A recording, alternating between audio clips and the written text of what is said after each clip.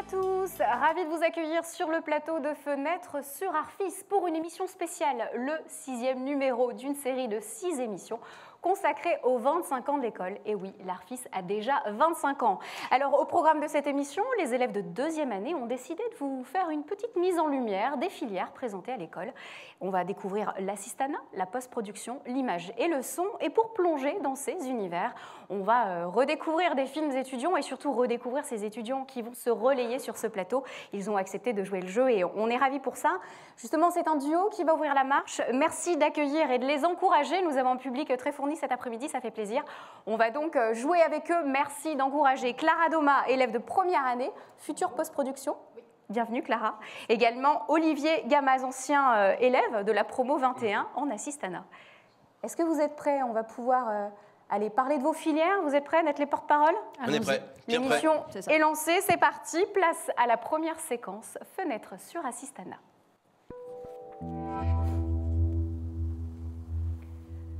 Alors Olivier, Fenêtres sur assistanat, c'est votre branche, on va en parler. Vous avez quitté l'école il n'y a pas si longtemps que ça, c'était en 2010. Alors que s'est-il passé en 4 ans?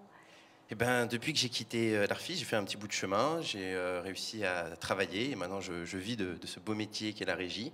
Et voilà, l'Arfis m'a permis de travailler dans le milieu du cinéma et de l'audiovisuel, j'en suis très content. Et voilà, je suis de retour sur mes pas aujourd'hui. On a l'impression que tout est allé assez vite, qu'il n'y a pas eu trop de parcours du combattant. Pourquoi, d'après vous, quelles étaient les bonnes cartes que vous aviez en main? Alors, je pense que c'est parce que j'ai eu la chance de faire beaucoup de stages et assez vite au sein de l'Arfis, j'ai pu rencontrer des professionnels qui sont venus intervenir dans cette école, qui m'ont permis après de faire des stages. Et de ces stages qui sont bien passés, j'ai pu travailler la première fois. J'ai réussi à travailler même en étant encore à l'école, donc faire mes premiers pas dans le milieu professionnel. Et du coup, quand je suis sorti de l'Arfis, j'avais déjà un réseau, un petit réseau qui m'a permis de travailler, d'enchaîner assez rapidement et de pouvoir voilà, avoir ce non-statut d'intermittent, je ne sais pas comment on dit. Effectivement, il y a des gens dans le public qui vont pouvoir rebondir là-dessus. Alors, concrètement, quand vous avez commencé à trouver du travail, est-ce que cette carte de visite Arfis vous a clairement servi? Alors maintenant, sur Lyon, l'Arfis est une école renommée. Quand on parle de l'Arfis sur Lyon, on connaît cette école.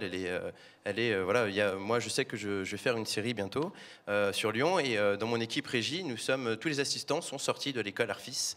Donc voilà, je sais que maintenant, il n'y a pas un tournage sur Lyon qui se fasse sans qu'on ne croise pas un élève de l'Arfis. C'est un espèce de laisser-passer. Alors, le principe de cette émission, c'est de redécouvrir des films étudiants. On a retrouvé, grâce aux élèves de 2e année, quelques archives. L'un de vos films, si je vous dis Atteinte à sa vie, ça vous dit quelque chose? Oui, Atteinte à sa vie, oui, ça me dit. C'est un exercice qu'on avait fait, qu'on avait tourné, je crois, c'était tourné en noir et blanc. Ouais, et je crois voilà. que pour vous, c'était aussi un exercice particulier parce que vous n'étiez pas du tout en assistanat. J'étais pas du tout en On va en assistanat. discuter juste après l'extrait. Voici donc un extrait précis de ce court-métrage Atteinte à sa vie qui a été réalisé à l'époque par Magali Bona et Guillaume Marmin. Magnéto.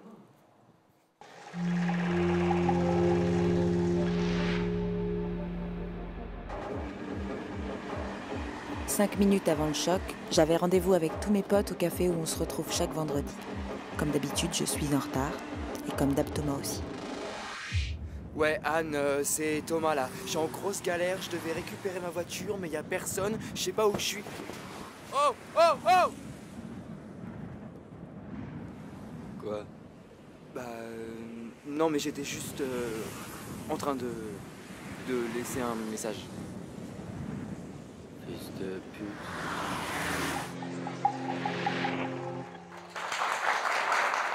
Olivier, ça semble être Olivier 20 secondes de bonheur, ce petit court extrait, car je crois que vous n'étiez pas assistant et en fait électricien sur ce film. Parlez-nous-en. C'est exactement ça. En fait, on m'avait demandé donc d'aider un collègue qui était directeur de la photo. Il avait besoin d'un électricien, voilà, pour faire la lumière, pour l'aider. Et j'avais dit oui. C'était une très belle expérience, très drôle. Alors effectivement, est-ce que c'est le reflet de l'enseignement à l'Arfis? On ne fait pas que sa propre branche.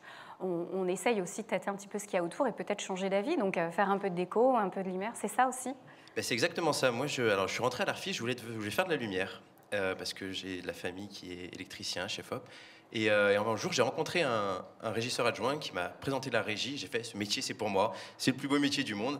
Et du coup, ça m'a permis quand même à l'Arfis d'apprendre plein de choses, que ce soit en images, en son, en montage, de faire des courts-métrages comme ça qui m'ont appris voilà, à vivre aussi. C'est très important de vivre le métier des autres et de tout savoir. C'est ça qui est bien à l'Arfis, c'est qu'on peut rencontrer donc, vraiment tous les corps de métier et avoir vraiment un bagage complet, n'est-ce pas ? Clara, justement, on va un peu parler de Clara. Est-ce que ça vous laisse rêveuse un peu ce parcours, de se dire, voilà, en très peu de temps, aujourd'hui, Olivier est régisseur, c'est son vrai métier? Ah ben, c'est sûr, ouais, on rêve tous de sortir de l'Arfis et de commencer direct. Hein. Alors, pour vous, ce sera le choix de la post-production. Ouais. Pourquoi ce choix? J'avoue qu'en rentrant à l'Arfis, je ne savais pas vraiment quoi faire. J'hésitais entre plusieurs filières. Et c'est des courts-métrages comme ça, ou que ce soit les TD, etc., qui m'ont fait vraiment avoir un petit coup de cœur pour cette filière. Et du coup, ouais, c'est bien en tête, je pars là-dedans. Eh bien, je vous propose de la découvrir, cette filière. Vous restez avec nous, on va tout de suite en parler, car c'est un maillon important dans la chaîne de réalisation d'un film. Place au chapitre Fenêtre sur post-production.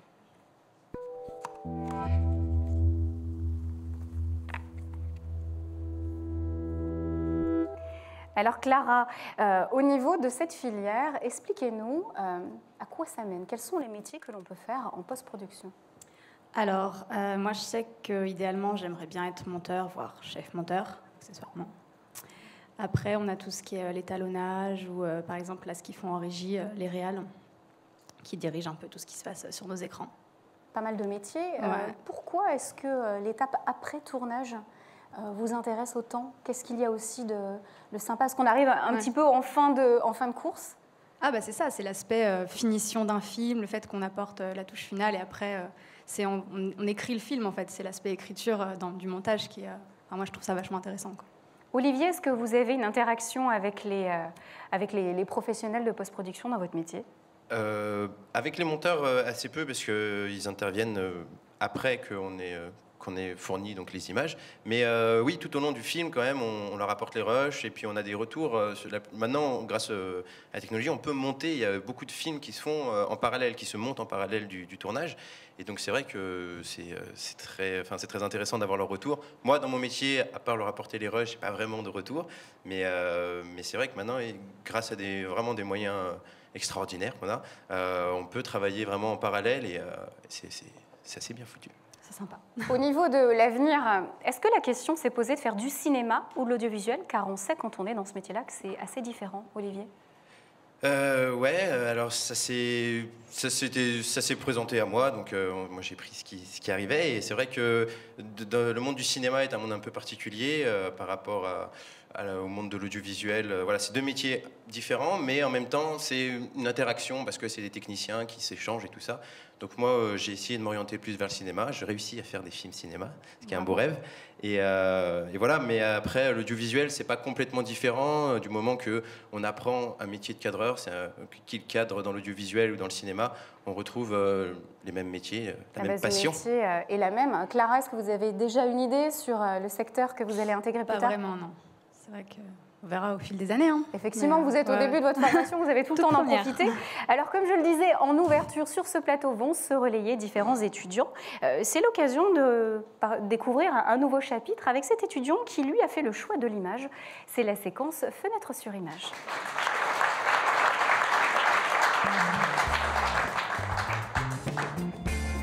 Il nous arrive tout droit des courts-métrages et des plateaux. Merci d'accueillir Jack Russell. Bonjour. Bonjour. Vous êtes un ancien étudiant de la promo 22. Oui, c'est ça. C'était en 2011. Vous êtes aujourd'hui cadreur audiovisuel spécialisé dans le Steadicam. Alors déjà, est-ce qu'on peut faire un point sur cette technique? Qu'est-ce que le Steadicam? Alors c'est un système en fait de contrepoids qui permet de faire des plans stables quand on suit un personnage. C'est une machinerie assez particulière. Oui, il y a une veste, il y a un bras articulé. C'est encore donc une spécificité de votre métier. On va les découvrir. Concrètement, quels souvenirs vous gardez de votre passage à l'Arfis de ces années de formation? Ils sont plutôt très bons, parce que c'est des rencontres aussi qu'on fait avec les amis qu'on garde aujourd'hui. Et puis aussi les choses qu'on apprend à l'Arfis. Moi, il y a plein de choses que je ne connaissais pas et que j'ai appris ici techniquement et puis humainement aussi. Alors qu'à l'époque, vous baignez dedans, je crois que le secteur de l'image pardon, était presque inné chez vous parce que votre papa était dans la branche. Oui, mon et père. malgré tout, voilà, vous êtes quand même allé en image pour apprendre encore d'autres choses. Ouais, parce que mon père ne pouvait pas m'apprendre vraiment toutes les bases techniques à ça. Et du coup, on s'est dit, on va aller à l'école et on a choisi l'ARFIS pour... Alors, quand je vous vois tous les trois réunis, on a la post-production, l'assistanat, l'image. Comment est-ce que vous savez chacun que vous êtes fait pour cette filière-là? Comment on le sait, ça? Qu'on est plus image que son C'est une vocation. Ça se sent.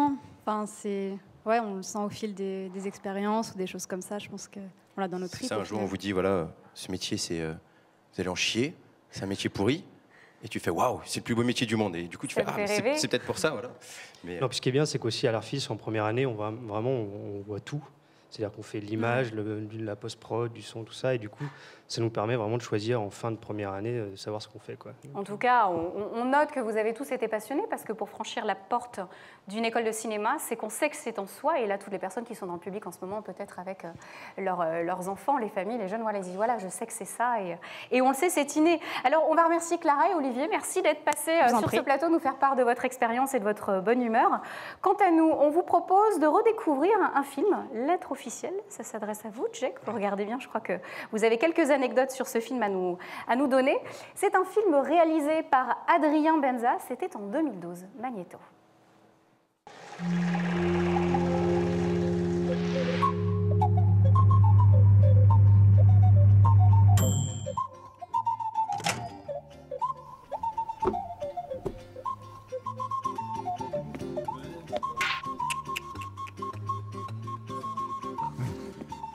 J'ai l'honneur de vous informer des faits suivants dont j'ai pu être le témoin aussi impartial qu'horrifié.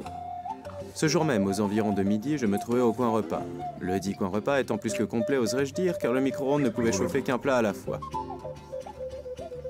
Le chargé de réchauffe, sans doute mu par une bonté d'âme exagérée, passait outre au règlement et montrait une sympathie frisant l'indulgence pour certains de ses amis. À chaque tour de chauffe, les allées et venues des impétrants désignés par le responsable ne manquaient pas de provoquer une certaine bousculade qui incita l'un des défavorisés à protester.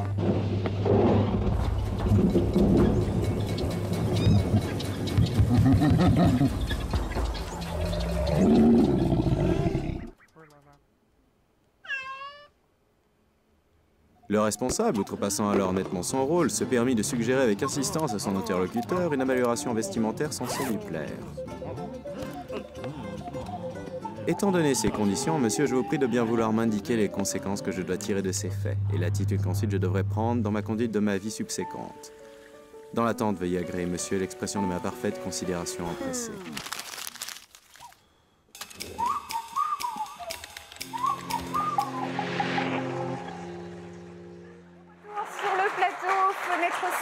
Session spéciale anniversaire, spéciale 25 ans. Alors avec nous, un nouveau plateau, une nouvelle ambiance. Nous accueillons à nouveau Jack Russell, qui est ancien élève d'image, on va en parler. Et deux nouveaux invités nous ont rejoint. Alban Eichenlaub, ancien élève de l'école en filière son. Vous êtes aujourd'hui en poste à MP Visual TV en tant qu'ingénieur du son. On va aussi découvrir votre filière. Et également Jérôme Gay, c'est un plaisir. Bonjour, vous êtes le directeur actuel de l'ARFIS. Et accessoirement, on peut le dire, comédien aux heures perdues.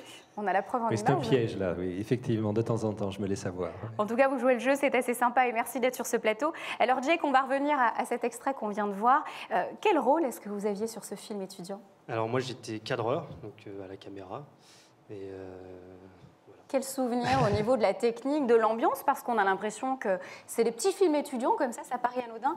Mais non, au-delà de ça, on commence déjà à faire son métier. Oui, c'est en deuxième année en fait qu'on fait ces projets de petites réalisations de scénarios qui sont donnés par l'école et c'était très intéressant de bosser aussi avec tous ceux. Il y avait vraiment le son mélangé avec le montage, l'image. On était vraiment tous mélangés pour faire ce projet-là et c'était vraiment très intéressant pour ça. Oui. Est-ce que ce genre d'exercice également vous a permis de toucher un petit peu à tout dans l'image et de préciser aujourd'hui la voie que vous avez choisie? Oui. En fait, il y a ce projet-là, mais il y a aussi plein d'autres projets qui fait qu'on tourne au niveau des postes et que ça permet de faire son choix. Et aujourd'hui, justement, on a parlé du Steadicam tout à l'heure. Vous avez choisi le cinéma, la télé. Parlez-nous de ça. Alors moi, je suis le Steadicam. Je commence juste à me lancer dedans, donc j'espère plus dans la fiction. Après, c'est vrai que je suis aussi cadreur, plus dans l'audiovisuel, notamment l'institutionnel, un peu de documentaire, du news aussi. Donc assez polyvalent. Jérôme, je me tourne vers vous. Est-ce que ça vous a permis de lancer votre carrière de comédien? Alors non, c'est certain. Et il valait peut-être mieux pour le cinéma français, d'ailleurs, qui se débrouille très bien sans moi. Non, mais dans ce que vient de dire Jacques, je retiens que, comme on l'a déjà entendu dans les autres journées, les témoignages des anciens racontent que les rencontres qui se font ici se jouent sur deux plans. Elles se jouent sur un plan professionnel, c'est-à-dire qu'on constate que ceux qui travaillent bien ensemble ici travailleront bien ensemble en dehors, et se jouent sur un plan humain, c'est-à-dire on ne travaille pas qu'avec des gens avec qui on s'entend bien tout au long de sa vie, mais néanmoins, quand se développe en plus cette petite qualité particulière, on voit des gens qui, 20 ans après ou 15 ans après, comme on l'a vu hier par exemple, font des choses extraordinaires ensemble. Voilà, et accepte de revenir sur ce plateau, témoigner. On va remercier Jack Russell d'être passé nous voir. Merci beaucoup. Merci. Alban, préparez-vous. Nous allons parler de votre filière. Eh bien, c'est parti. C'est la séquence Fenêtre sur son.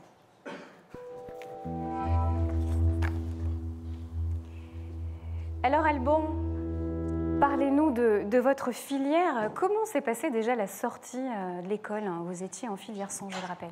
Oui, j'étais en filière son. La sortie s'est passée plutôt bien. J'ai réussi à enchaîner assez rapidement et me faire le régime intermittent assez rapidement. Donc j'ai eu 1 an et demi d'intermittence où j'ai enchaîné plusieurs piges plus ou moins importantes avant de commencer le travail, le poste que j'ai actuellement.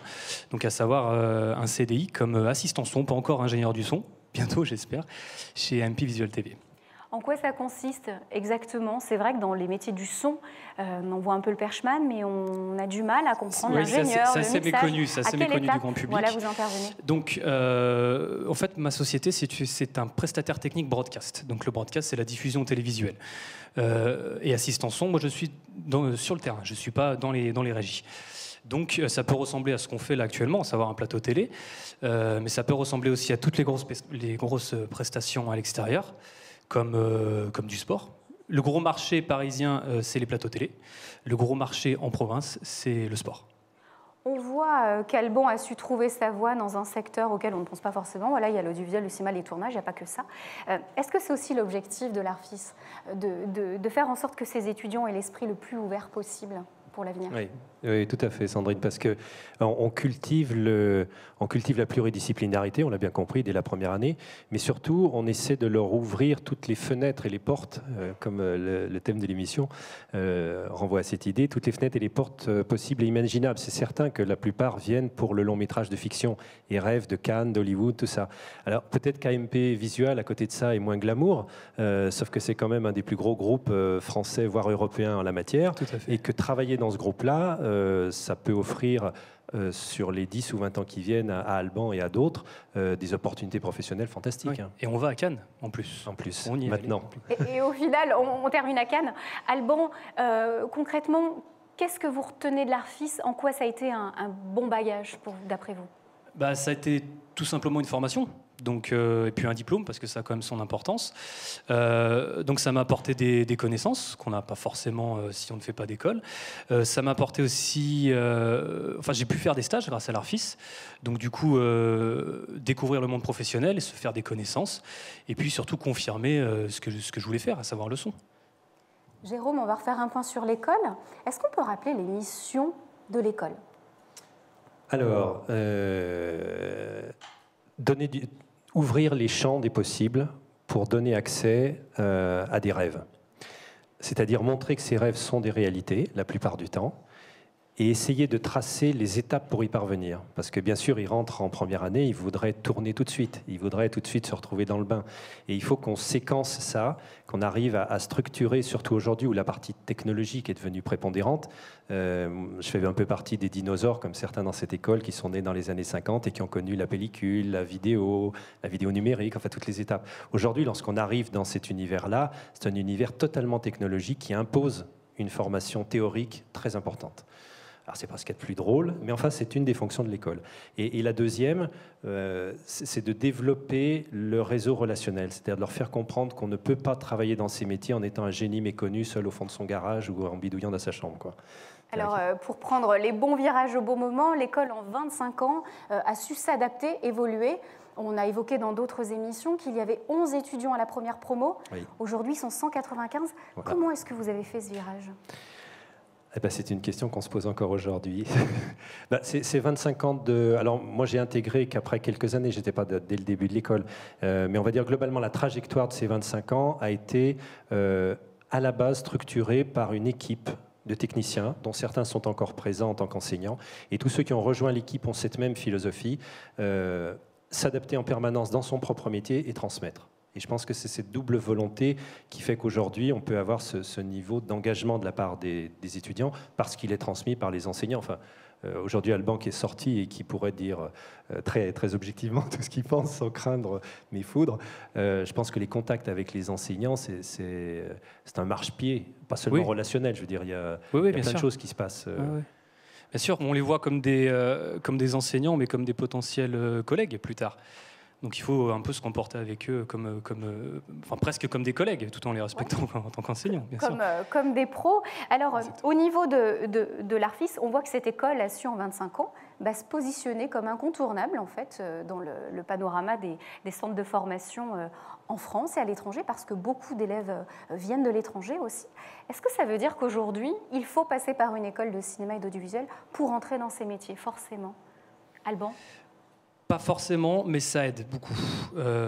Moi, aujourd'hui, dans le monde du travail, je rencontre beaucoup de personnes qui n'ont pas fait de formation. Ils arrivent à travailler, mais ils ne vont pas approfondir les connaissances techniques comme quelqu'un qui a fait une formation.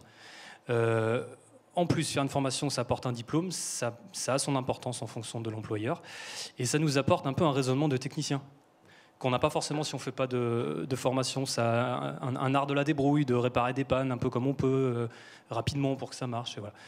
Donc, moi, oui, je pense que c'est très important de faire une formation, franchement, sincèrement. Je dirais tout à fait dans ce sens, c'est-à-dire qu'on ne peut pas faire de cas définitif et dire il faut absolument passer par une école. Mais on peut être sûr que si on ne passe pas par une école, on sera de toute façon cantonné à un certain niveau de responsabilité qui évoluera extrêmement peu, sauf cas extraordinaire. Ouais. Alors qu'en sortant avec une formation un peu solide, alors là, tout est possible. On est même une des industries dans lesquelles les évolutions sont extraordinaires. On peut, sur 10 ans, passer du stade de stagiaire à un stade de cadre supérieur pour transférer dans le domaine de l'entreprise. Ouais, ça peut aller très vite. Ouais. Ce qui est rarissime. Un mot également peut-être sur la force de l'ARFIS qui est de proposer des stages. On sait qu'en 2010, il y a eu aussi un petit virage. Avant, il y avait 2 années de formation. La 3e année était optionnelle par des stages. Aujourd'hui, c'est obligatoire. Oui. Là aussi, si on fait une école, on peut déjà insérer le milieu professionnel grâce à des stages. Oui. Et c'est important. C'est devenu imparable. C'est-à-dire que je ne connais plus un producteur qui prendrait le risque aujourd'hui de prendre quelqu'un qui ne soit pas qui soit autodidacte et qui ne soit pas sous convention de stage. Donc, quelque part, le côté assurantiel de la chose. Et puis, le côté pédagogique, c'est-à-dire dont il est à peu près sûr. On ne peut pas faire tellement de brouillon dans nos métiers. Lorsque Alban est en prestation, il n'a pas droit à beaucoup d'essais. Donc il faut être vite opérationnel. Et si on a la caution, je dirais, d'une école et d'une formation, le producteur est rassuré, j'imagine. Oui, bien sûr. Voilà, et en quelque sorte aussi, la cerise sur le gâteau, on l'a vu au fil de ces 6 émissions, c'était ce réseau d'arfisiens qui s'épaulent. Donc à l'école, on est tous amis, et même sur les plateaux, il y a un vrai réseau arfisien derrière. Et je crois que, sans trop me tromper, il doit y avoir environ 1200 étudiants qui sont passés depuis la création de l'école. Alors, je n'oserais pas prétendre qu'on a des contacts avec les 1200, bien sûr, mais de loin en loin, en tout cas depuis la fin des années 90, c'est-à-dire le moment où Philippe Guiteau et moi-même avons repris cette école, on maintient le plus possible dans l'école un esprit ou qu'on espère assez convivial, respectueux, comme disait Alban tout à l'heure, mais un esprit assez convivial et ouvert, qui perdure. Ce sont des futurs collègues, et ensuite, quand ils le deviennent, on continue à se voir, les plans s'échangent, les fêtes aussi. Voilà. Donc effectivement, et aujourd'hui, c'est une fête, on sait qu'ils sont nombreux dans le public. Jérôme, un message justement pour finir cette émission. Elle a un message aux anciens et peut-être aux nouvelles promos qui vont venir à l'ARFIS ces 25 prochaines années. Alors, je ne vais pas oser vous donner rendez-vous dans 25 ans, ça va peut-être faire une échéance un petit peu longue pour la plupart d'entre nous, mais ne serait-ce déjà qu'en 2014, c'est une année d'anniversaire, donc là aujourd'hui c'est quelque chose de particulier avec les journées portes ouvertes, mais on va avoir d'autres occasions, je pense, de fêter ça sous un mode plus festif et quand il fera plus chaud, pour se réunir, parce que c'est important régulièrement de garder à la fois cet esprit et ce contact, aussi bien d'un point de vue stratégique que d'un point de vue humain. On entend vraiment continuer ça.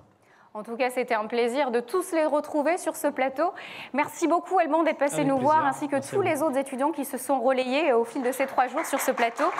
Merci au public qui était nombreux et aux étudiants qui sont sur le plateau, qui sont en régie et bien évidemment dans les coulisses, à l'organisation de tout ça. Bravo aussi aux intervenants, professeurs, aux enseignants, bien sûr, qui ont su les driver tout en les laissant aux commandes. Bravo à eux, ils se reconnaîtront. Mais au fait, Jérôme, on va pas se quitter sur un générique comme ça. 25 ans, c'est aussi un gâteau et je crois que ça se fête. Vous allez pouvoir souffler vos bougies. Merci à tous de nous avoir suivis pour cette émission spéciale Fenêtre sur Arfis. C'est l'occasion d'accueillir tous les étudiants et de refermer cette fenêtre sur un souhait et un beau gâteau. Merci beaucoup.